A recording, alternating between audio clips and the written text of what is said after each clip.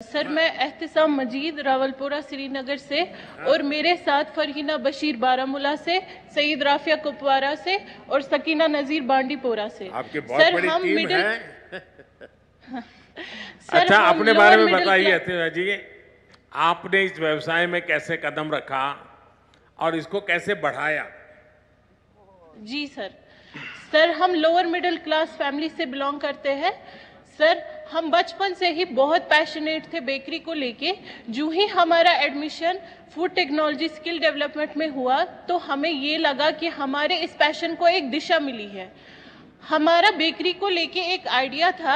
As a food technologist हम bakery में कुछ नए इन्वेंशंस करना चाहते थे ताकि लोग इजीली कंज्यूम कर सके, चाहे कोई डायबिटिक पेशेंट हो, कोई हेल्थ कॉन्शियस हो या फिर कोई नॉर्मल पर्सन।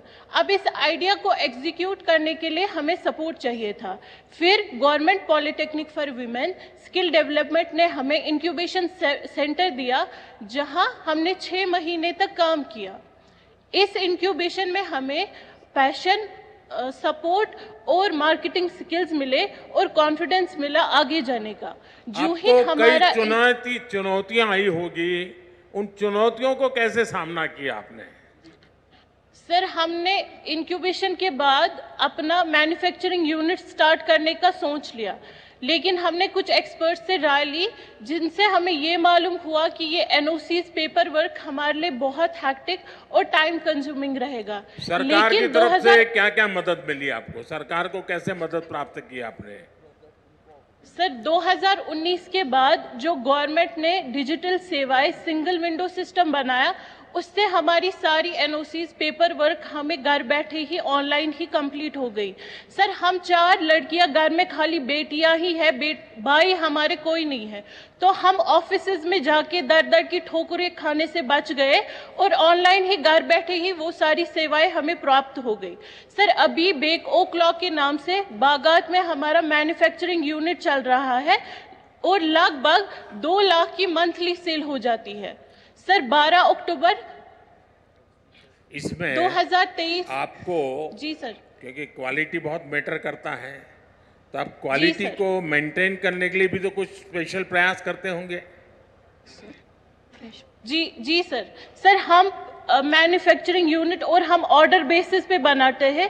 जितना हमारा वहाँ से ऑर्डर आता है और उसी हिसाब से हम फ्रेश बेकरी ही बनाते हैं। और सर, हमारा फूड टेक्नोलॉजी के हिसाब से हमने ये प्रयास लिया है कि हम क्वालिटी पे कोई कॉम्प्रोमाइज़ नहीं करेंगे। तभी 1 साल में ही हमारी मार्केटिंग इतनी बढ़ गई है कि आज लगभग मंथली हम 2 लाख कमाते हैं। एहतिसाम जी, ये स्टार्टअप की तरफ आज पूरी दुनिया का झुकाव है। टियर 2, जी टियर सर। 3 सिटी में भी स्टार्टअप, और आप उसी फील्ड को प्रतिनिधित्व करती है। इसके विषय में सरकार की जो योजना है, उन सुविधाओं से आपको कितनी मदद मिल रही है?